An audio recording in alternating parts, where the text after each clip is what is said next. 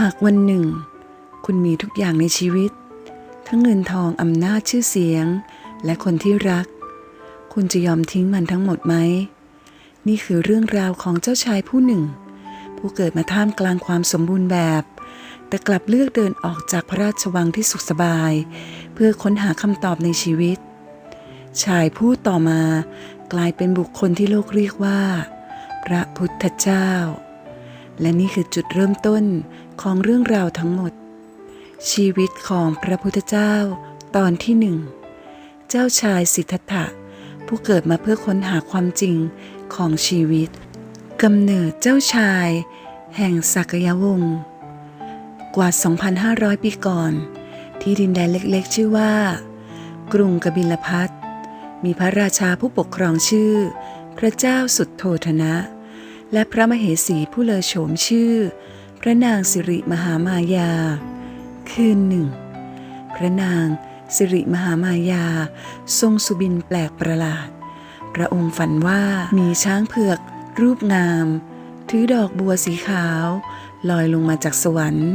แล้วเข้าสู่ครันของพระองค์ในยุคนั้นผู้คนเชื่อว่านี่คือนิมิตอันยิ่งใหญ่เหล่าโหรหลวงต่างพากันทำนายว่า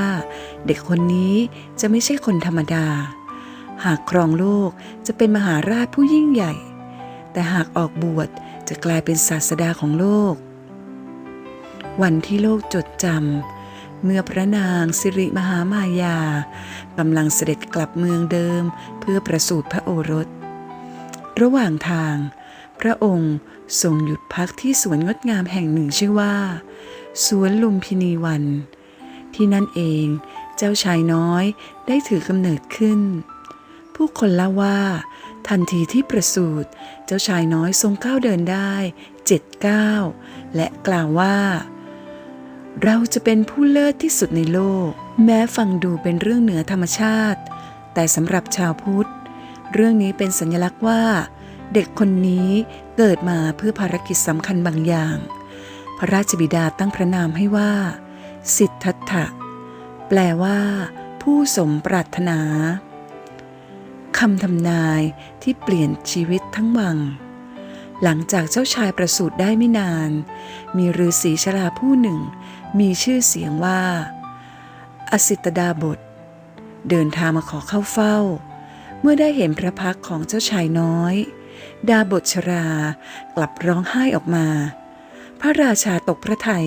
รีบถามว่าเหตุใดท่านจึงร้องไห้เด็กคนนี้จะมีเคราะห์ร้ายหรืออสิตดาบสตอบว่ามิใช่เลย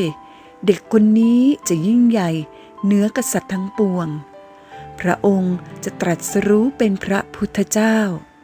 แต่ที่เราร้องไห้เพราะอายุมากแล้วคงไม่มีโอกาสได้ฟังธรรมจากพระองค์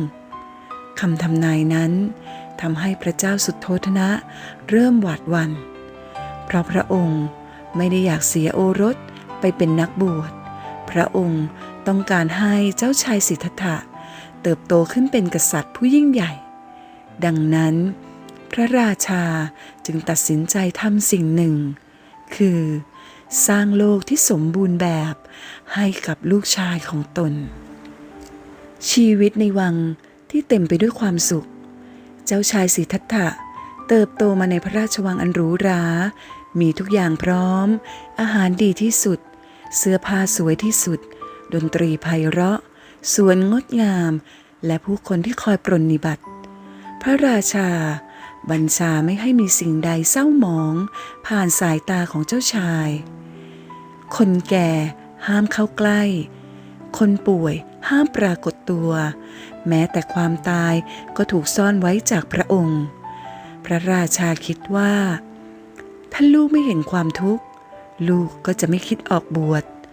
แต่ไม่มีใครสามารถปิดบังความจริงของชีวิตได้ตลอดไปเจ้าชายผู้แตกต่างแม้จะเกิดมาในความร่ำรวยแต่เจ้าชายสิทธัตถะกลับไม่เหมือนเจ้าชายทั่วไปพระองค์เป็นคนอ่อนโยนสงบและชอบคิดครั้งหนึ่งขณะยังทรงพระเยาว์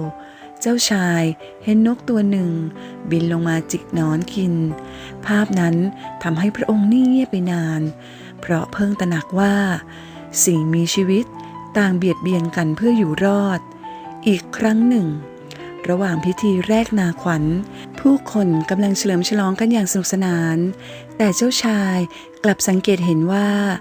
ใต้ผืนดินที่ถูกไถมีหนอนจำนวนมากกำลังตายและนกก็ลงมากินหนอนอีกต่อหนึ่งในขณะที่คนอื่นกำลังหัวเราะเจ้าชายกลับนั่งสงบนิ่งใต้ต้นไม้เด็กคนอื่นอาจมองเห็นงานรื่นเริงแต่เจ้าชายสิทธัตถะกลับมองเห็นความทุกข์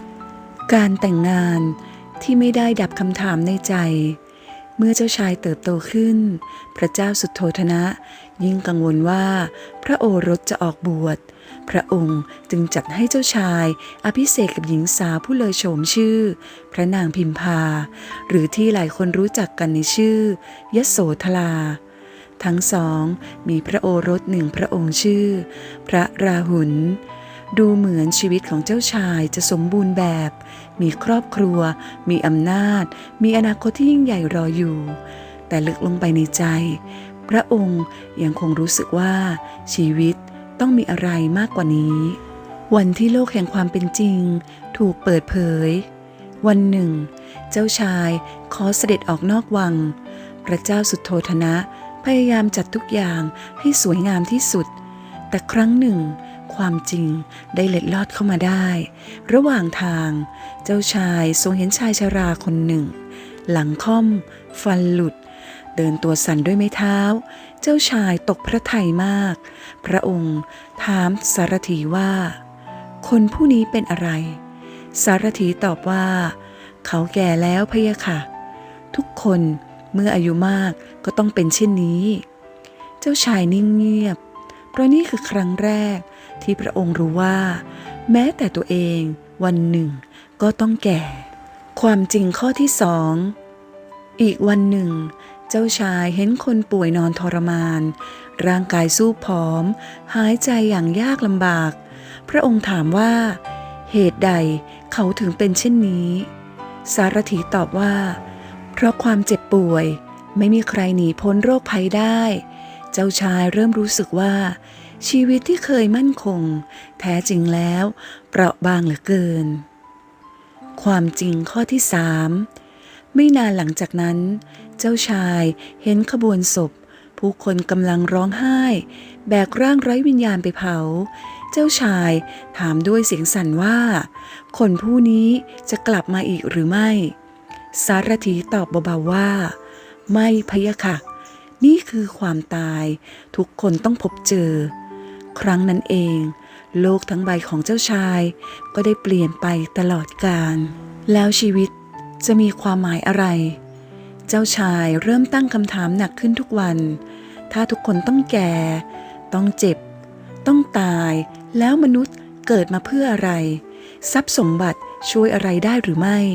ความสุขที่มีอยู่ยั่งยืนจริงไหมคำถามเหล่านี้ไม่มีใคร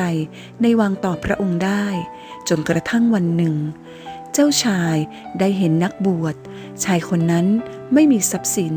ไม่มีอำนาจแต่ใบหน้ากลับสงบอย่างน่าประหลาดเจ้าชายจึงถามว่าเหตุใดเขาจึงดูสงบสารถีตอบว่าเพราะเขากำลังค้นหาความจริงของชีวิตและนั่นเองคือจุดเริ่มต้นของเส้นทางที่เปลี่ยนโลกในคืนอันเงียบงันเจ้าชายสิทธัตถะยืนมองพระชายาและพระโอรสที่กำลังหลับไหลเบื้องหน้าคือความสุขของครอบครัวแต่ลึกลงไปในหัวใจมีเสียงหนึ่งกำลังเรียกหาความจริงพระองค์กำลังตัดสินใจครั้งสำคัญที่สุดในชีวิตการตัดสินใจที่ไม่มีใครคาดคิดและในตอนต่อไปเจ้าชายจะละทิ้งทุกอย่างออกเดินทางเพียงลำพังเพื่อค้นหาคำตอบว่ามนุษย์จะพ้นทุกข์ได้อย่างไรบางครั้งการมีทุกอย่างก็ไม่ได้แปลว่าจะมีความสุขและบางครั้งคำถามที่ยิ่งใหญ่ที่สุดในชีวิตอาจเริ่มต้นจากการกล้ามองความจริง